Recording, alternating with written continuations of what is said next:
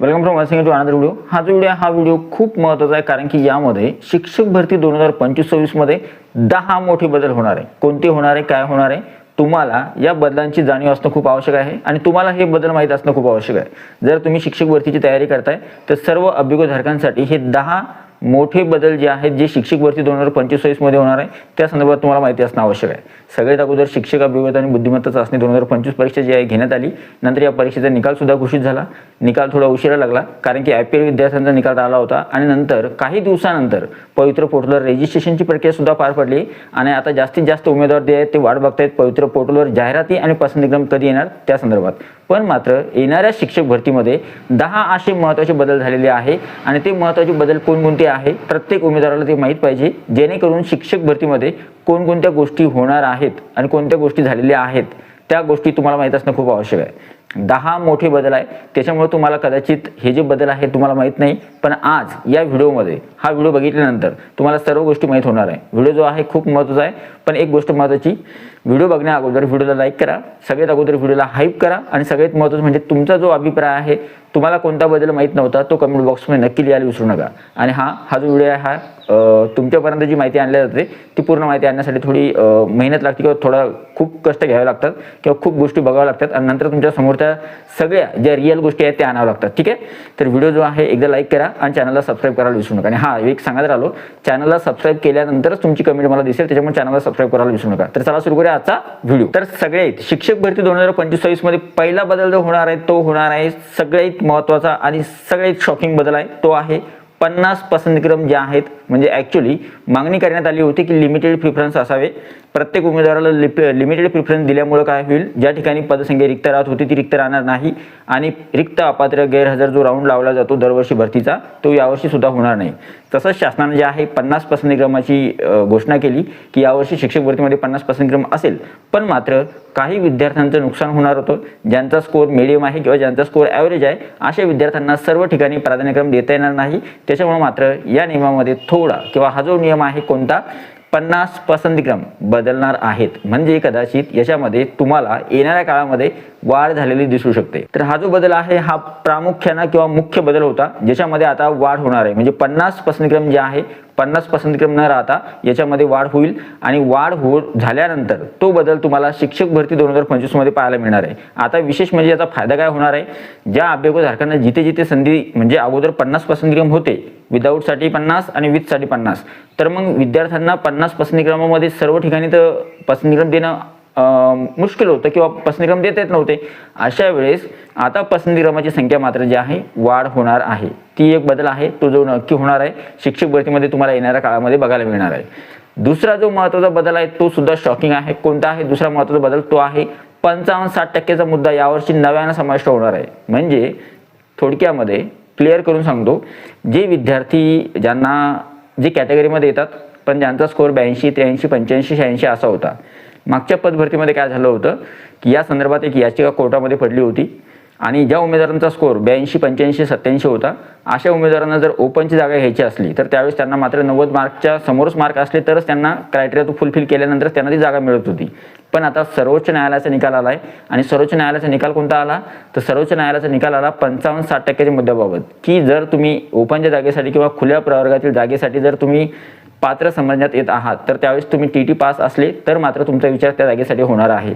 म्हणजे ज्या विद्यार्थ्यांचा ॲव्हरेज स्कोर आहे किंवा मीडियम स्कोर आहे आणि अशा विद्यार्थ्यांना जर समजा खुल्या प्रवर्गातील जी जागा आहे त्या ठिकाणी जर विचार होत असेल तर त्यावेळेस मात्र अशा विद्यार्थ्यांना आता फायदा मिळणार आहे।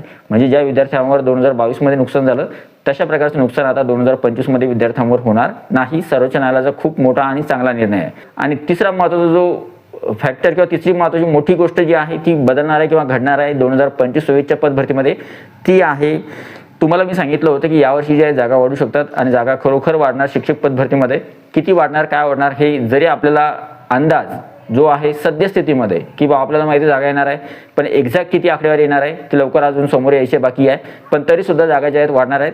त्याच्या मागचं सगळ्यात महत्त्वाचं कारण म्हणजे एक महत्त्वाचा शासन निर्णय आहे, तो आहे मे 2026 पर्यंत ज्या काही पदसंख्या रिक्त होतील त्या जागा शिक्षक भरती 2025-26 मध्ये गृहीत धरला जाणार आहे आणि त्यानुसार पदभरती केला जाणार आहे. म्हणजे थोडक्यात आयुक्त महोदयांचे जे पत्र आहे त्याच्यामध्ये स्पष्ट उल्लेख आहे की मे 2026 पर्यंत ज्या काही जागा रिक्त होतील आणि त्याच्या अगोदर एक शासन निर्णय सुद्धा आहे ज्याच्यामध्ये सुद्धा उल्लेख आहे की मे 2026 पर्यंत जे काही पदसंख्या रिक्त होईल ती पूर्ण पदसंख्या शिक्षक पद भरतीसाठी ग्राह्य धरण्यात यावी किंवा संच मान्यतेमध्ये ग्राह्य धरण्यात यावी, जेणेकरून मे 2026 पर्यंत ज्या काही जागा रिक्त होतील, समजा एखादा शिक्षक एखाद्या शाळेवर रुजू आहे, तो जर मे 2026च्या आतमध्ये रिटायर होतोय तर त्याची जागा जी रिक्त होणार आहे ती सुद्धा जागा जी आहे तुम्ही पकडावी किंवा गृहीत धरावी, जेणेकरून रिक्त पदांची आकडेवारी जी आहे ती वाढणार आहे आणि खरोखरच यामुळे जे आहे शिक्षक पद भरती 2025-26 मध्ये जी जागांची आकडेवारी आहे ती वाढणार आहे. चौथा महत्त्वाचा बदल जो आहे तो आहे, कदाचित हा बदल तुम्हाला माहीत असू शकतो पण हा बदल खूप महत्त्वाचा आहे, कारण की या बदलामुळेच शिक्षक भरती 2025 जी आहे 25-26 जी आहे ती वेगळी किंवा काय म्हणतात त्याला एक वेगळं वातावरण त्याच्यामध्ये तयार झालेलं आहे. ती अशी आहे, आतापर्यंत असं होतं की एक उमेदवार एकदा निवडल्यानंतर तर परत संधी दिल्या जात होती, परत निवडल्यानंतर परत एकदा संधी दिल्या जात होती, मग त्याच्यामुळे वारंवार तेच उमेदवार सिलेक्ट होण्याची शक्यता जास्त होती जर त्यांचा स्कोर चांगला असेल तर. पण मात्र आता असं नाही आहे. नॉर्मल किंवा मीडियम विद्यार्थी जो आहे ज्याचे स्कोर थोडा कमी आहे अशा विद्यार्थ्याला यावेळेस संधी मिळणार आहे. थोडक्यात म्हणजे सांगून देतो बदल काय आहे, एक उमेदवार एक संधी, म्हणजे थोडक्यात असं म्हणू शकता तुम्ही किंवा एक उमेदवार ज्याची निवड झाली त्याला परत संधी मिळणार नाही. म्हणजे शिक्षक भरती 2025-26 मध्ये जर तुमची सुरुवातीला निवड झाली तर त्यावेळेस तुम्हाला दुसरी संधी मिळणार नाही. त्याच्यामुळं ज्यावेळेस तुम्ही पसंतीक्रम द्याल किंवा जाहिराती येतील आणि जाहिराती आल्यानंतर तुम्ही त्यांना पसंतीक्रम द्याल तर त्यावेळेस पसंतीक्रम देतानाच खूप योग्य पद्धतीने तुम्हाला पसंतीक्रम देणं आहे आणि ज्या ठिकाणी तुम्ही नोकरी करण्यासाठी जाण्यास तयार आहात त्याच ठिकाणचे तुम्हाला पसंतीक्रम द्यायचे आहेत. उद्या असं नको व्हायला की तुम्ही पसंतीक्रम दिले, निवड झाली आणि निवड झाल्यानंतर तुम्ही त्या ठिकाणी गेले नाही तर मात्र तुम्ही जर गेले नाही तर तुमची उमेदवारी रद्द होईल. विशेष म्हणजे तुम्हाला असं वाटेल की नेक्स्ट राऊंडसाठी आपला विचार होईल, तसं होणार नाही. एक उमेदवाराची एकदाच निवड होणार आहे, दुसऱ्याला त्याला संधी मिळणार नाही. पुढचा जो बदल आहे तो आहे बदल क्रमांक 5. पाचवा जो बदल आहे तो आहे, यावर्षी गुड न्यूज आहे सगळ्यांसाठी.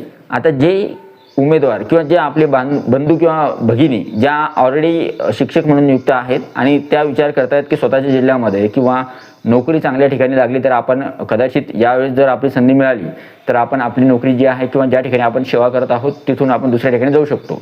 थोडक्यात असं सांगतो की बदल काय आहे ते सांगून देतो.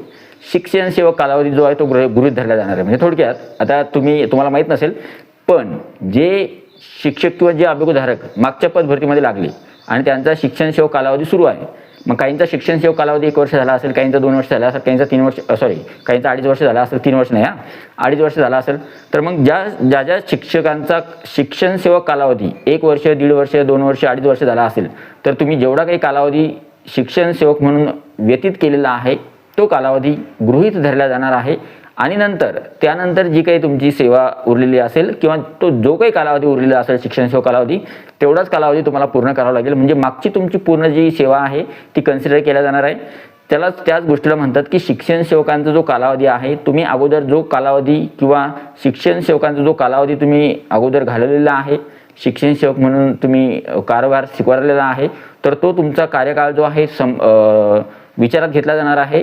जर तुम्ही 2 वर्ष शिक्षण सेवक कालावधी पूर्ण केला असेल तर ते 2 वर्ष आणि ज्यावेळेस तुम्ही आता नवीन लागाल तर त्यावेळेस फक्त तुम्हाला 1 वर्ष जे आहे शिक्षण सेवक म्हणून नोकरी करावं लागेल. नंतर मात्र तुम्हाला परमनंट जे आहे केला जाणार आहे किंवा कायमस्वरूपी केला जाणार आहे. म्हणजे हा सगळ्यात मोठा बदल आहे कोणासाठी, शिक्षण सेवकांसाठी. आणि कदाचित एक गोष्ट महत्त्वाची सांगून देतो इथेच, शिक्षण सेवकांचा कालावधी सुद्धा कमी जास्त होऊ शकतो बरं, कारण की याच्या संदर्भात सुद्धा निर्णय सुरू आहे किंवा याच्या संदर्भात सुद्धा चर्चा सुरू आहे. पुढची जी महत्त्वाची गोष्ट आहे ती आहे बदल क्रमांक 6. पुढचा जो बदल आहे तो आहे मुलाखती संदर्भात. आता मुलाखती संदर्भात काय बदल आहे सांगून देतो. अगोदर काय होतं, पार्श्वभूमी माहीत असणं खूप आवश्यक आहे तुम्हाला. तुम्ही जर शिक्षक भरती संदर्भात विद्यार्थ्यांना नेहमी सांगताय तर तुम्हाला माहीत आहे की भरती प्रक्रियेमध्ये काय टप्पे बदलत जातात. जेव्हापासून मी शिक्षक भरती संदर्भात माहिती द्यायला लागलो तेव्हापासून मला माहीत आहे, अगोदर शिक्षक मुलाखतीसाठी जे प्रमाण होतं, एक जागा जर असली, समजा तुम्हाला माहिती आहे जागा दोन्ही येणार आहेत, विदाऊटसाठी आणि विथसाठी. जर विथ इंटरव्ह्यूसाठी जागा आली तर ती खाजगीची येते आणि खाजगीची आली म्हटल्यानंतर आपल्याला तिथे मुलाखतीसाठी जावं लागतं.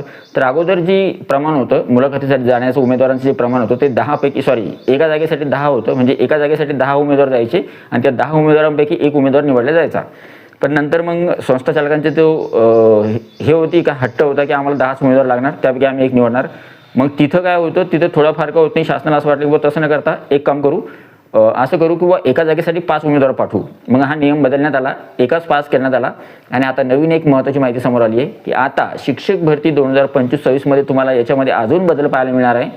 एका जागेसाठी फक्त 3 उमेदवार पाठवले जाणार आहे. म्हणजे शिक्षक भरती 2025-26 मध्ये जे आहे, जर तुम्ही मुलाखतीसाठी पसंतीक्रम निवडताय तर त्यावेळी जर तुम्हाला संस्था आली तर संस्थेवर मात्र फक्त एका जागेसाठी 3 उमेदवार पाठवले जाणार आहे. त्याच्यामुळे फक्त ते जे 3 उमेदवार पाठवले त्या 3 पैकी कोणता ना कोणता एक उमेदवार जो आहे घ्यावा लागणार आहे. त्याच्यामुळे हा चांगला महत्त्वाचा आणि चांगला बदल याच्यासाठी म्हणावा लागेल, कारण की कमी विद्यार्थ्यांमध्ये स्पर्धा असेल. आता मुलाखतीसाठी सुद्धा तुम्ही निवड केली तर तुमची लागण्याची शक्यता जास्त आहे. ठीक आहे. आता पुढचा बदल पाहूया. पुढचा बदल आहे बदल क्रमांक 7. 7वा बदल कोणता आहे तर 7वा बदल आहे नेहमी शिक्षक भरतीसाठी 80% पद भरती केल्या जाते. आता 80% पद भरती जी आहे तर ती सद्यस्थितीमध्ये किती पद भरती होणार तर यावर्षी सुद्धा जास्तीत जास्त शक्यता अशी आहे की 80% पद भरती होणार. पण याच्यामध्ये थोडा ट्विस्ट आहे. ट्विस्ट काय आहे की सद्यस्थितीमध्ये काहींचं म्हणणं आहे की 90% पद भरती व्हायला पाहिजे. आणि विशेष म्हणजे अजून एक महत्त्वाची गोष्ट आहे जी अशी आहे, 100% पद भरतीची जी फाईल आहे ती ॲक्च्युली सद्यस्थितीमध्ये तिची पेंडिंग आहे. तिच्यावर अजून काही झालेलं नाही त्या फाईलचं किंवा त्या जो प्रस्ताव आहे त्या प्रस्तावाला मंजुरी तर मिळाली होती पण त्या प्रस्तावावर अजूनही सिग्नेचर झालेली नाही आहे. त्याच्यामुळं यावर्षी पद भरती नेमकी किती पदासाठी होणार आहे ते खूप महत्त्वाचं आहे. जर पद भरती 80% पद भरती तर होणारच आहे, त्याच्यानुसार जागा येतीलच. पण जर समजा पद भरती 90% पद भरती झाली किंवा 100% पद भरती जर झाली त्याच्यामुळे जास्तीत जास्त विद्यार्थ्यांचा फायदा होईल. जास्तीत जास्त जागा पवित्र पोर्टलवर येतील. आणि ज्या विद्यार्थ्यांना शिक्षक भरतीमधून 2-2, 3-3 मार्काने त्यांचा नंबर जाईल किंवा 2-2, 3-3 मार्काने त्यांचा नंबर हुकेल अशा विद्यार्थ्यांना सुद्धा संधी मिळू शकते. त्याच्यामुळे यावर्षी कदाचित असं व्हायला पाहिजे, 100% पद भरती व्हायला पाहिजे पण 80% पद भरती ही होणारच आहे. त्याच्यामुळे हा सुद्धा एक मोठा बदल जो आहे 2025-26च्या पद भरतीमध्ये जो आहे तो होणार आहे. आणि जर 100% पद भरती झाली तर मात्र हा नियम बदलणार आहे आणि त्याच्यामुळे शिक्षक भरतीला नेहमीच जो आहे फायदा होणार आहे. पुढचा जो बदल आहे तो आहे बदल क्रमांक 8. आता हा बदल जो आहे काहींसाठी खूप वरदान आहे. यावर्षी या विद्यार्थ्यांसाठी तर खरोखर लकी ड्रॉ आहे किंवा या विद्यार्थ्यांसाठी खरोखर यावर्षी न्याय झालेला आहे की यांच्या जागा पवित्र पोर्टलवर यावर्षी पहिल्यांदा येत आहेत. म्हणजे जर तुम्ही ऐकलं नसेल तर मी सांगतो, माननीय शालेय शिक्षण मंत्री यांनी उल्लेख केलेला आहे. विधान भवनामध्ये सुद्धा हा मुद्दा गाजलेला आहे. विद्यार्थ्यांद्वारे सुद्धा हा मुद्दा जास्तीत जास्त चर्चेला जात होता. आणि तो मुद्दा असा आहे, कला क्रीडा कार्यानुभव शिक्षकांच्या जागा ज्या आहेत आणि अध्यापक विद्यालयाच्या जागा ज्या आहेत यावर्षी नव्यानं समाविष्ट होणार आहे शिक्षक भरती 2025-26 मध्ये. हा सुद्धा एक मोठा बदल आहे की कला क्रीडा आणि कार्यानुभव शिक्षकांच्या जागा यावर्षी शिक्षक भरतीमध्ये येणार आहे, चांगल्या प्रमाणात येणार आहे. त्याच्यामुळे ज्यासाठी जे उमेदवार याच्यासाठी पात्र आहे त्या उमेदवारांसाठी ही खूप मोठी गुड न्यूज आहे. तर त्या उमेदवारांसाठी खूप मोठा फायदा होणार आहे. पुढची गोष्ट आहे ती आहे इथून समोर बदल क्रमांक 9. इथून समोर जे आहे, जर तुम्ही शिक्षक भरती 2025-26 मध्ये तुमचा नंबर लागतोय आणि तुम्ही निवडला जाताय तर त्यावेळेस तुम्हाला इथून समोर बदली प्रक्रियेसाठी संधी किंवा बदली प्रक्रियेसाठी अप्लाय करता येणार नाही. मागच्या पदभरतीमध्ये हाच नियम होता आणि यावर्षी सुद्धा या नियमाची कदाचित पुनरावृत्ती होऊ शकते आणि हाच नियम यावर्षी सुद्धा तुम्हाला लावला जाऊ शकतो. तुम्ही जॉईन होण्या अगोदर किंवा ज्यावेळेस तुम्ही अपॉइंट होणार किंवा तुम्हाला अपॉइंटमेंट दिला जाणार तर त्यावेळेस तुम्ही बदली प्रक्रियेसाठी अप्लाय करणार नाही किंवा मी बदलीसाठी पात्र नसेल किंवा मला बदली ज्यावेळेस मी नोकरीला लागेल तर त्यावेळेस मी बदली प्रक्रियेसाठी अर्ज करणार नाही. अशा प्रकारची काही ना काही तुमच्याकडून जे आहे काही गोष्टी तुम्हाला कराव्या लागू शकतात आणि त्याच्यामुळे बदली प्रक्रियेसाठी तुम्हाला अर्ज करता येणार नाही किंवा तुम्ही त्यासाठी पात्र नसणार, बदली प्रक्रिया रद्द असणार. ही गोष्ट जी आहे यावर्षी पद भरतीमध्ये होऊ शकते. आता कदाचित याचा पॉझिटिव्ह आणि निगेटिव्ह इम्पॅक्ट सुद्धा आहे. पॉझिटिव्ह इम्पॅक्ट असा आहे की विद्यार्थी काय करतात, एका ठिकाणी लागतात. समजा उदाहरणार्थ कोकण विभागामध्ये जागा आहे तिथे लागतात. मग काही वर्ष झाले, 2-3 वर्ष झाले की लगेच ते म्हणतात आमचं ट्रान्सफर करून पाहिजे. मग ते ट्रान्सफर करून दुसऱ्या स्वतःच्या जिल्ह्यामध्ये वापस येतात. मग तसं न व्हावं, विद्यार्थी संख्या तिथे जे विद्यार्थी आहेत त्यांचं नुकसान होईल की नाही तुम्ही वापस आले तर अशा वेळेस शासनानं हा विचार केला की कोणताही उमेदवार निवडल्यानंतर जिथं तो निवडला त्याच ठिकाणी तो राहावा.